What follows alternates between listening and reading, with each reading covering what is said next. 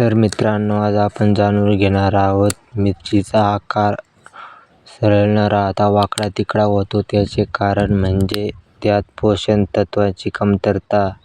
त्यासाठी जमिनीत ठराविक सूक्ष्म अन्नद्रव्यांची कमतरता असल्याने फळे वाकडी होऊ शकतात.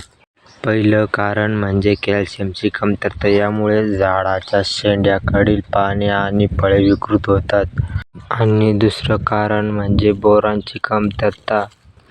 त्यामध्ये बोरॉन अभावी फळांचा आकार व्यवस्थित राहत नाही आणि ती वाकडी होतात.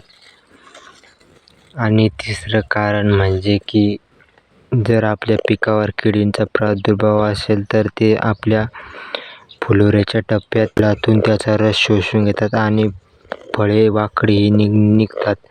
त्यामुळे त्या पिकावर योग्य वेळोवेळी फवारणी करावी, जेणेकरून आपल्या मिरचीच्या प्लॉटमधील मिरची ही वाकडी निघणार नाही. त्यासाठी आपल्या ड्रीप इरिगेशनला कॅल्शियम आणि बोरॉन हे आपल्या मिरचीच्या प्लॉटला सोडले तर आपल्या मिरची पिकावरील मिरची ही वाकडी तिकडी निघणार नाही. त्यासाठी